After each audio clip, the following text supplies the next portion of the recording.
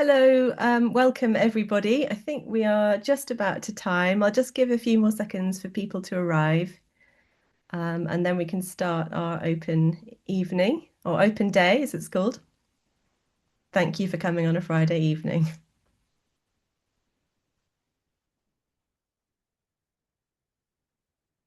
Brilliant. Okay, so I think we have a good group of people here. It's wonderful to meet you. Thanks again for coming to see us and hear about the courses with us. I'm Lydia Hamlet, and I run all the history of art and visual culture courses, both at undergraduate level and postgraduate level at PACE, or Professional and Continuing Education, as we are called and have been called for the last year now. You might know us as ICE. And I'm joined here today by my colleague, Dr. Sarah Pearson. Sarah teaches on all the undergraduate level courses, in fact, across the board. So she'll be able to answer your questions as we go along. And we also have a Diploma in History of Art student with us today, Claudette Davis, who's kindly given up her time on a Friday evening to come back to PACE Online and talk to you and answer your questions. So if you want to write your questions in the chat as we go along or save them up, we've also received some questions in advance, and I'll address those questions at the end of this very short presentation on the undergraduate courses. But do save up any questions as we go along as well. We're here to answer anything you want as honestly as we can. So do please ask us anything. So as I said, I'm going to talk about the undergraduate level offer in History of Art that we offer at PACE. And I'm pleased to say that we offer a whole progression, a whole portfolio of courses from level 4, the certificate in History of Art, to diploma. So that's level 5, which is roughly the level of second year undergraduate. And we also have a History of Art strand in the advanced diploma as well. So that's roughly equal to the level of a third year undergraduate degree. So I just want to talk through what each of those are. The undergraduate certificate is entry level, so anybody can apply to the certificate. It's an introductory survey course, so we cover the whole of mainly Western art history over the 2 years of the certificate. All the courses, of course, are part-time. But over the 2 years that you do part-time, you cover everything from classical art to contemporary art. So this is really to sort of introduce you to all the different eras in art history, introduces you also to many different media. So we look at architecture, painting, sculpture, photography as well in the certificate second year.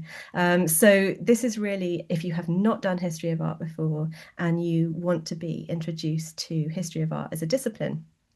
We also train you up to be an art historian. So we give you the tools, for example, of visual analysis that you would need to carry on your history of art studies.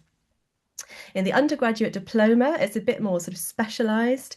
So you go into more depth in specialist topics. And these are topics, we have our core topics, which I'll describe in a minute. But we also have a changing term 3 in both years. So we're able to bring in different researchers. And these are researchers who are also experts in teaching. And so they teach you their research, basically. So it's a really sort of deeper level of art history. And the advanced diploma. The advanced diploma is an interdisciplinary course, so there'll be many different students from many different disciplines, including history of art, studying with you on the advanced diploma.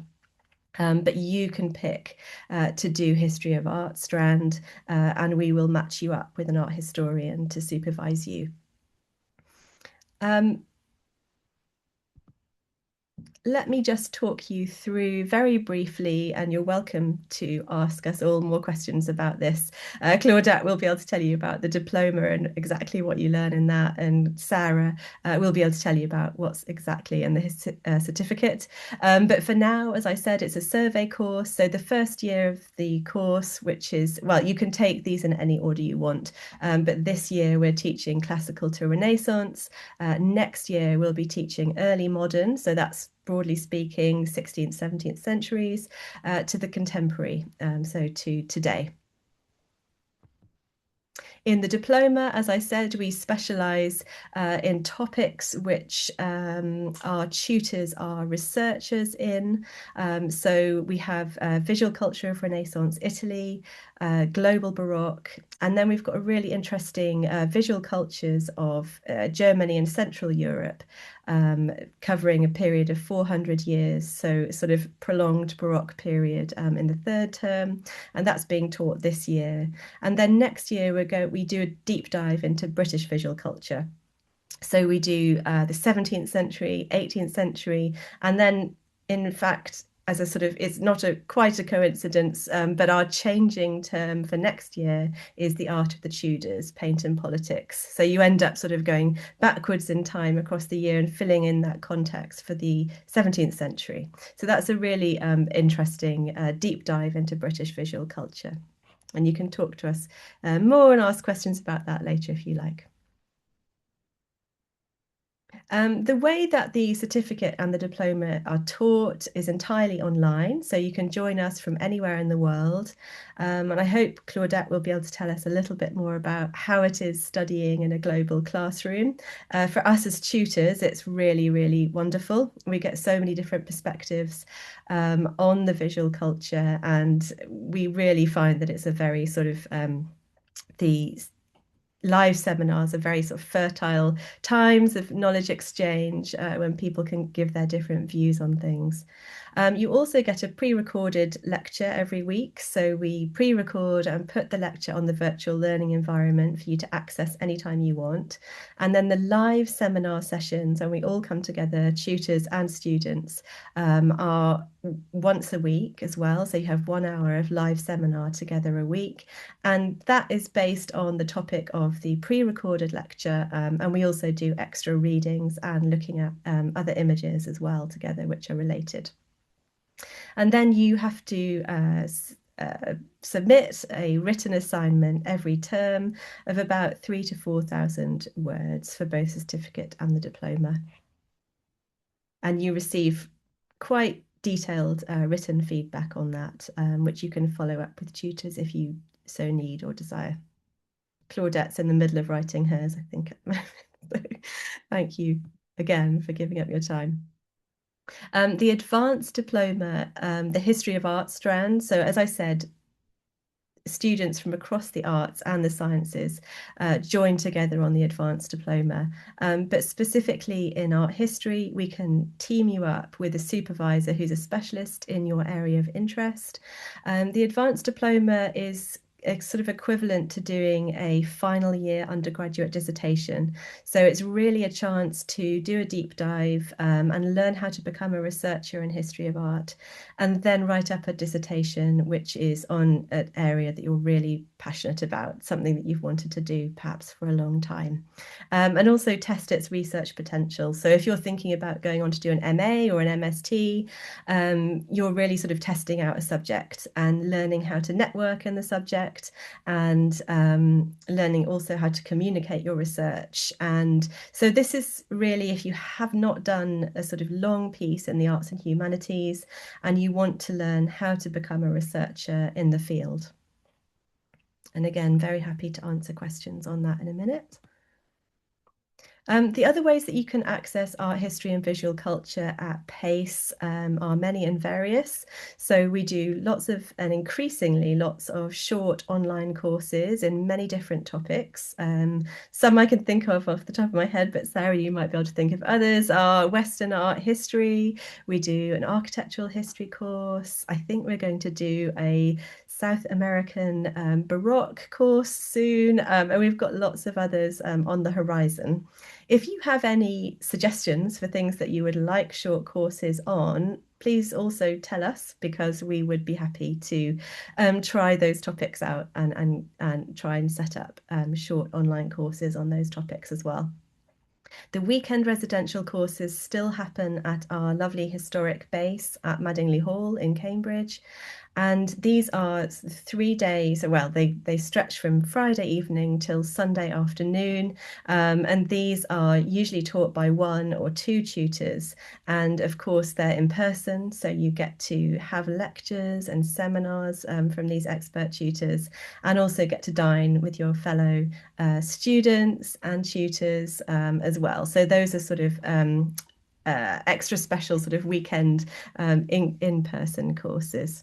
And of course, we run our international summer program. This is the only Cambridge University official summer program based in Cambridge, and it brings people from all around the world to study together in Cambridge. So it's a really wonderful program. Again, we have a really wide range of topics, and tutors, many of tutors who teach for us on our undergraduate level courses and postgraduate level are also teaching in the summer. So those are ways that you can access history of art other than the undergraduate level qualifications. And all the website addresses for all the courses that I've just mentioned are here. The deadline for the certificate and the diploma is the 2nd of September, but the earlier you can get your application in, the better. And Matt will put the reason why in the chat and give you a sense of what early enrolment can do for you. The advanced diploma deadline is the 2nd of August, so it's a little bit before the certificate and diploma. And if you have any questions, you can either send them to the main mail address or you can send them direct to me. And I think Matt will put my email address in the chat. So that was a very brief overview of what we do in History of Art and Visual Culture at undergraduate level. I'm now going to start looking at the chat, or perhaps Sarah will be able to kick. Sorry, Sarah, would you like to Yes, read some indeed. questions from the chat? Yes. So, And question. maybe some for Claudette. Well, I wonder if this is a good moment for Claudette to tell us what it's like to study on our course. Um, and that gives me a chance to read through the questions. Claudette?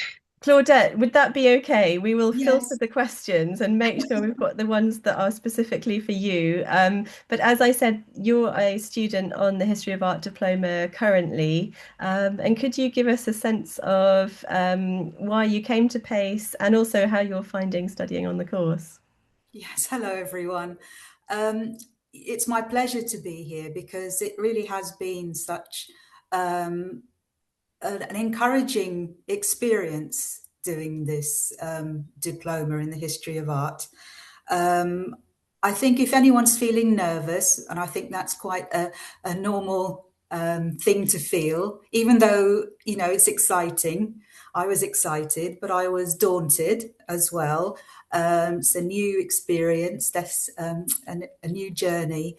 And especially because it's Cambridge, I think that can be quite daunting. It's one of the best universities in the world, and you think, well, should I be applying? Am I good enough? Those sorts of thoughts, I had them too. But I'm really glad that I did apply because everyone has been very welcoming, and you'll find that. I found everyone, the academic staff, the administrative staff, they all want to welcome you all. They all want you on the course and they want you to succeed. And I've really found that from the beginning all throughout the course that people want you to succeed and reach your potential. And it's been lovely. I've experienced that and I've seen it with my fellow students when we get together for the seminars on a Wednesday. We all can talk freely, but it's in a safe space. And it's been, I think we've all very much enjoyed it. That's really great, Claudette. Thank you for speaking to us from a student point of view as well, because sometimes I do forget that people may be nervous about coming, and it's good to be reminded actually how you might feel coming to us for the first time. So it's really, really useful to hear that perspective. There may be questions which we can direct to you. I'm just looking at them now in the Mm. chat. I'm going to start, I think. Okay, so I'm going to start with the first one. Can I use the course credit to start my degree to Masters in Building Architecture? Um, that I think is one of the masters, the MSTs run from the Faculty of History of Art and Architecture at the university. The answer to that is yes, you can. I think the MST admissions work very similarly to the way that our MST in History of Art and Visual Culture work, that you can take your prior experience and there's a non-standard admissions path. So yes, or everything that you do in history of art and architecture will count towards that. It may be worth asking advice from the faculty as well as to what they expect. But we have had students who've studied with us undergraduate level history of art and gone on to do the MST in building history in the faculty.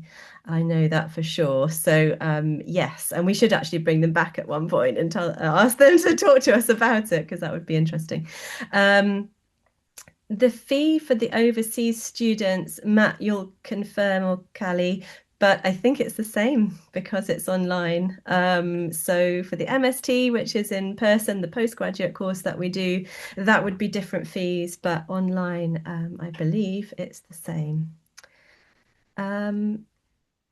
What components of visual art do we study across the cultures?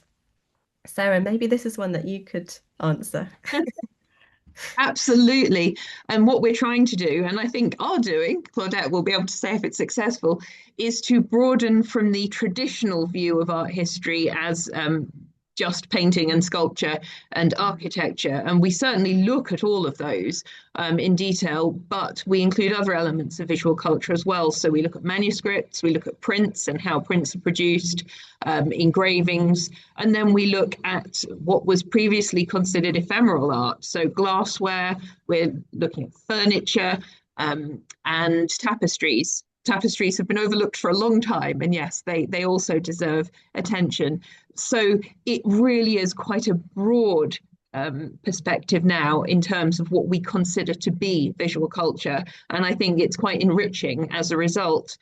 Quite recently with Claudette, we were looking at begging bowls from Iran, which fall into the global Baroque unit. So yeah, it's a very widespread.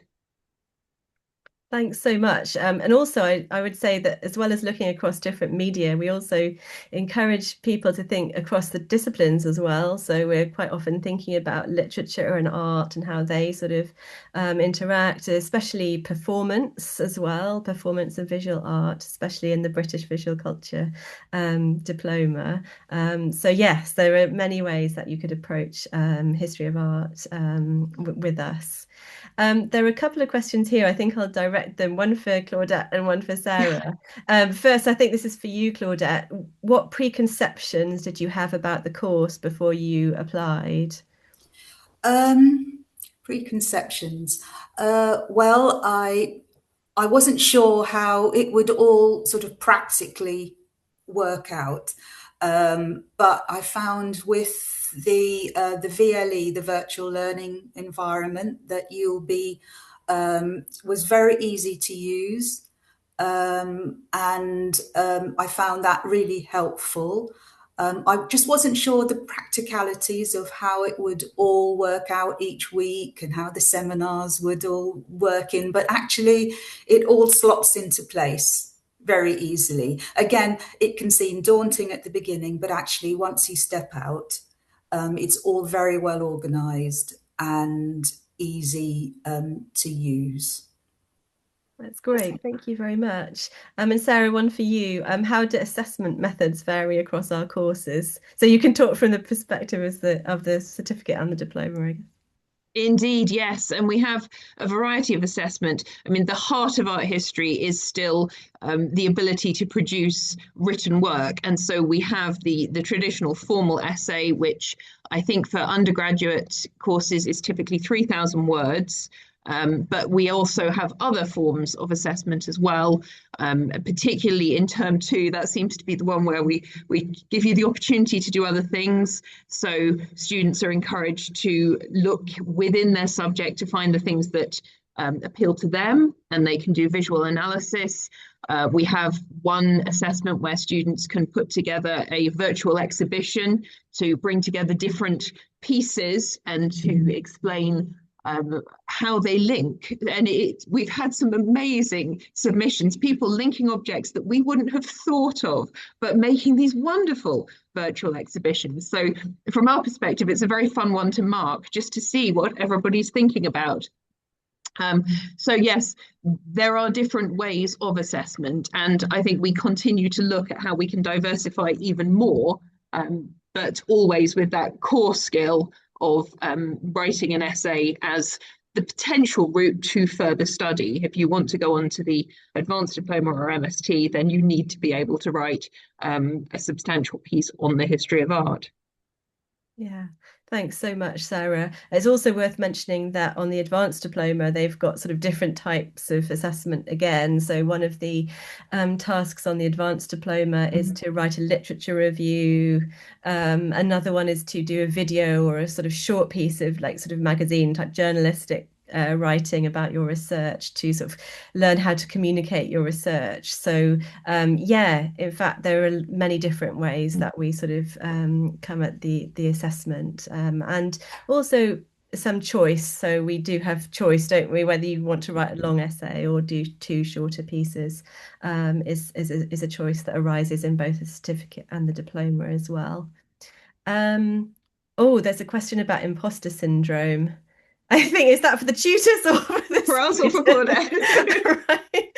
I think we probably all have a good knowledge of that. I think that's probably for Claudette from a student point of view, but you've talked about that a little bit already, or you've hinted at that already, Claudette. But yeah, Yes. Yes, I think particularly because it is Cambridge. I think, like as I said, this is one of the best universities in the world. That's what's exciting, but it's daunting as well. And then that those feelings of, am I good enough? Will I fit in? They're all natural feelings. But as I said earlier, I found that you're made very welcome. And yes, I do feel that I fit in, which is a really nice feeling. And you're helped to feel to reach your potential, and everyone is for you, which is another. They're not there to trip you up. The tutors, they're there to help you. thanks. And we really are, and we really do want to make that happen, make you, yeah, sort of support you in reaching your potential. So thanks for saying that. And yes, I do have a lot of discussions about imposter syndrome with many different students, and it's something that I think is quite sort of common and a natural feeling. So yes, we want to sort of banish that and enjoy the study of history of art altogether. Yeah. What are you planning to do once you've... Oh, must be for you, Claudette, as well. What are you planning to do once you've completed this course? What do you plan to do next with it? Well, I've enjoyed it so much. I want to progress onto other courses and with pace, because I have been so impressed. I think when I started out, of course, you want to assess how how happy you are with continuing with an organisation, and no, I definitely want to stick with pace and hope to progress on. That's great. Thank you so much. I'm just looking through the chat. I'm not amazing at multitasking, but I think there's only one more question. I think this is also for you, Claudette. Sorry. Do you work more closely with your cohort, so your fellow students and the academics than you expected to before? Yes, very much so. And that's one of the things that I've been really happy with, really impressed by. With the seminars that you will be on each week, you actually get to meet your fellow students and you see their faces, which is really nice. And you meet with your tutor, which is another really nice experience. And you interact and you can ask questions of your tutor, and you can have really stimulating discussions, and you can hear other people's ideas from all sorts of different backgrounds, all sorts of other countries. So it's really exciting and a very enjoyable part of the course. Great, thank you so much. We've got more questions now. Is the Rushing in there. diploma only 1 year? You could do 1 year of the diploma if you want. That would be sort of half the diploma. You could do both parts if you like. How many modules do we cover during the diploma? There are 3 modules per year for the diploma. So if you did both diplomas, so that would be what sort of one, it would be the equivalent of 1 year full-time level 5. You would end up doing six modules altogether. Can I do an advanced diploma immediately? Yes, you can. If you've done the diploma, you are certainly eligible to apply to do the advanced diploma. Whether we would, I mean, normally you'd have studied history of art enough to know exactly what you want to specialize in at advanced diploma. So that would be, you'd certainly be eligible to apply, but it would be also in discussion with Sarah and I, and we'd just give you advice depending on your individual circumstances, what we would sort of advise to do best. But yes, certainly that would be the next level up from the diploma. Do we have access to an online library system for research? Yes. And it's become really good, especially since COVID. You can really access so many things online now. And Sarah puts together these wonderful digital bibliographies as well. So it all sort of pops up for you there. But you can use the iDiscover library catalogue from the university, and you use your login details to be able to access articles and even whole books, sometimes PDFs you can download of chapters and things like that. So it's really, really, really good system. You can access many things online now. What, if any, are the opportunities for working in Cambridge with art history? I'm not sure whether that means with the art history department in Cambridge. I'm not sure what that means in terms of, I'm going to interpret it like that. You're very much a part of the art history and visual culture community in Cambridge. So if you're in Cambridge, you can go to any events that you want to, which are related to history of art or run by the History of Art Department or the Centre for Visual Culture in Cambridge. There's during term time in Cambridge, there are so many different events that you can attend, which are to do with art history. Some of them are online, so if you're not in Cambridge, you can also join that way. But yes, you can interact with the department and with other art historians in Cambridge as much or as little as you like. How long is the dissertation for the advanced diploma? It's between 10 to 12,000 words.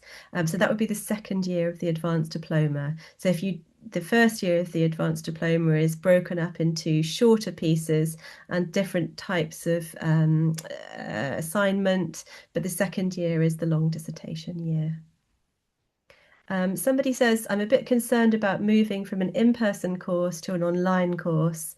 Could you explain how the live sessions work or offer any reassurance about this transition? I think I will ask Claudette to answer that in a minute. But from our points of view, we also during COVID, in fact, was the trigger that made us sort of go from in person at Madingley Hall to online. And I've personally found it a brilliant transition and really enriching because it means that we reach so many more people across the globe, and the classrooms are really rich and interactive. And they're not huge. So we have, I think, on average, probably about 16 to 20 people, maybe maximum in a classroom. Not everyone can make every single session, but they are recorded. But we have a sort of a core cohort of people who you can almost guarantee will be in the classroom, and you will see them and you will make friends with them, and you could meet up in real life. I've had cohorts of students who work online together and who then come to see me in Cambridge. And I personally find that it's a really great way of getting to know people, and it's very flexible and accessible. But Claudette, how do you find it? I mean, you've sort of hinted that you appreciate the online classroom, but Yes, for me, it's been perfect because I couldn't get to Cambridge every week. yeah, So it's wonderful. And I think that's the same for most of the other students in my group. There's someone from America. There's some people who dial in from when they're traveling away on work. yeah. From Japan, for instance. So I found it Yeah. a really exciting thing because I've met people from all sorts of different countries and cultures. They have their own individual new things to bring. So it's been really nice. I've seen really wonderful friendships develop as well Mm. across sort of international boundaries. And these are friendships which often last, years after you've done the diploma. I've seen that happen. Sarah, do you have any thoughts? Indeed, we have a diploma group from a couple of years ago now who meet up sort of twice a year in a different country, and they all come in variously to look at galleries and things. So, yes, the fact that it's online doesn't preclude you ending up with some really firm friends. But like Lydia, although I was initially nervous about online teaching because it was a whole new world for us, it has proved incredibly enriching, as Lydia said, a lot more voices in the room. And also, it's been quite useful because people have such busy lives. If you miss a seminar in a room, you've missed everything. Whereas with the online lectures, you can watch them as many times as you want. You can watch them when you want, and they continue to be available throughout your course. And even if you can't make a seminar, you can then watch the seminar afterwards and see what people talked about. So it is, I think, a much more flexible system. And yes, certainly we're very committed to it now. So it has a lot of good points. Yeah, I wouldn't go back, yeah, at all. I really enjoy teaching online, and I feel that you can build really good relationships online. Mm. So there are a couple of more questions. For the diploma program, is there a dissertation, or does the course only require 3 essays in total for the 9 months? Yes, that's correct. So it's the three shorter essays of a few thousand words each rather than one long dissertation. The second part of the question is, can I apply for 2 courses in 1 year, such as the MST and also the diploma? I wouldn't advise to do those two, and in fact, I'm not sure you can do those two things together. But this question goes on to ask, if you fail to be accepted by the MST this year, can you go on to the diploma? Absolutely. And in fact, we have advised, so people that we have interviewed for MST who we don't think are quite ready, we have quite often suggested that they do the diploma or the advanced diploma first. And that has proved in many ways to be a very good route, a route to success. I always say that it's better to build up the sort of experience rather than trying to do too much too soon, just because you get more out of it in the long term. So the answer to that is absolutely yes. I think it's probably also worth saying that the certificate and diploma are far more social in the sense that you have a cohort of Mm, people to talk to, and the higher you go up, the more intensive your personal research comes. And although there are still opportunities to talk to other people, they are fewer. So mm, it can actually be really nice to begin with study where you do have that cohort surrounding you. Yeah, definitely. Yeah. Um, Is there a part-time diploma in art history? Yes, so the diploma is part-time. Sorry, I don't think I expressed that very well, but it is part-time study. All our courses are part-time. Does the advanced diploma take 2 years? It could do or it could not do. It depends really what you want out of the advanced diploma. So, if what you want to do is you have a really good sense of being a researcher in the subject and you have a really good idea and you want to write the undergraduate level dissertation, then you could go straight into year two. I often advise that people do year one first and don't necessarily have to do year two, but could. But what year one does is it really trains you how to become a researcher in the discipline. So it gives you those tools and also helps you to build up networks, for example. So what Sarah said a minute ago about there being different cohorts in the advanced diploma, you don't have many art historian in the cohorts, but you do have an interdisciplinary cohort. So you have lots of people learning how to become researchers in different disciplines, and you share those skills and those sort of challenges and opportunities of sort of launching out on your own and becoming an independent researcher in something that you're interested in. So yeah, there are different sort of experiences in the advanced diploma, but you don't have to do both years necessarily. I think everybody who has done year one of the advanced diploma afterwards has said just how incredibly useful it is, particularly Yeah. if you're going on to further study. Absolutely, yes. And if you haven't written a long dissertation in an arts and humanities subject before, I would advise you to do year two as well before going on to postgraduate. But it really does depend. Obviously, we're in continuing education and everybody has very different experiences. So it's really about sort of discussion with the tutors to see what would be best and what you want to get out of it as well. How many students do you accept for an online course? I would say it varies on the number of applications, but I think we have gone up to 35 acceptances, but then we've often so for the certificate last year, or this year in fact, we had many more starting. So we had I think about 45, and so Mm. we actually offered sessions, two taught live seminars for that, and that's how we have dealt with that. So we didn't want to turn people away, but we've offered more live seminar sessions. Yes, we try and structure it so that everybody who is at the seminar has the opportunity to speak if they want to. So we don't want 40 people in a queue, which is why if the numbers get too big, then yes, we can resolve that in different ways. Yeah, I think it's really important for us being Cambridge that we take inspiration from the system at Cambridge, which is that you have every student, undergraduate student, has a really an open access, a sort of channel of communication with their tutor. So in Cambridge as an in-person undergraduate, you'd have that in a very small group, so maybe of three people, two or three people. But we try and maintain that sort of sense of opening up the channels between tutor and student. So we're not going to have online groups of three, but we try not to have more than 30 or something, so that everybody has a chance to talk if they want to. Yeah, Mhm. exactly. Um, so diploma, how many people have we got on the course this year? Claudette or Sarah, do you know?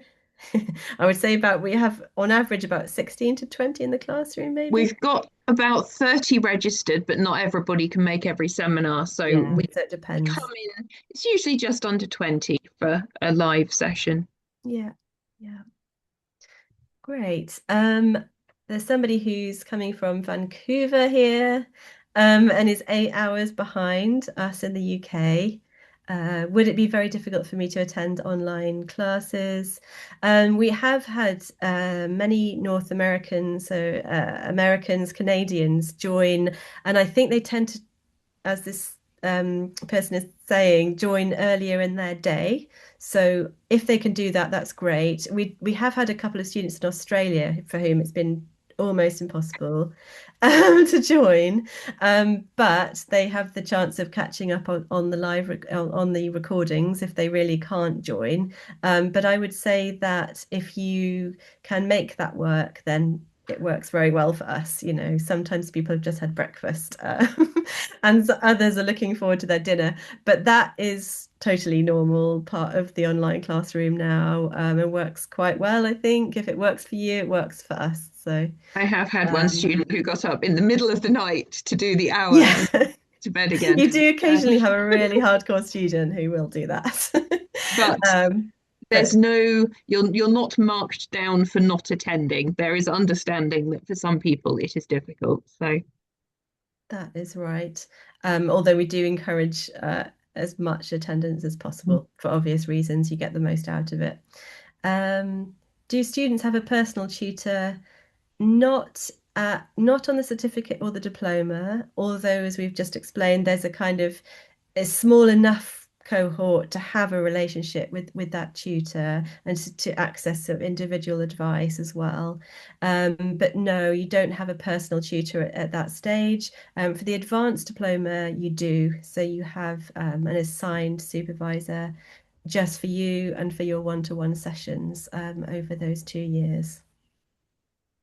And I think the last question, is the PACE Cambridge certificate or diploma equivalent to a usual Cambridge University diploma?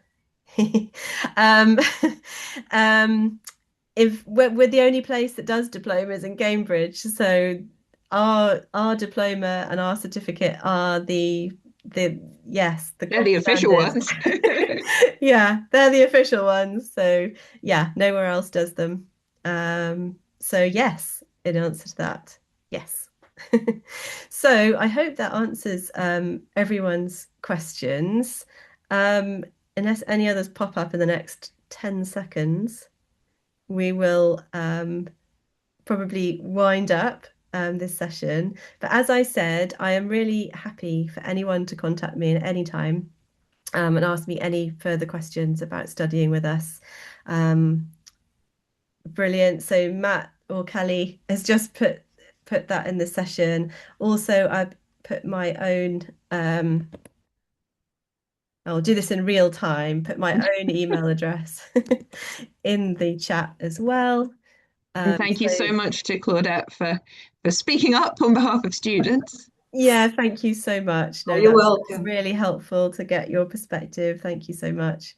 It's really good. And thank you to my colleagues, Matt and Callie as well, who are in the background and who have run the session today. And yes, I've put my email address there. So please do contact me if you have any further questions at all.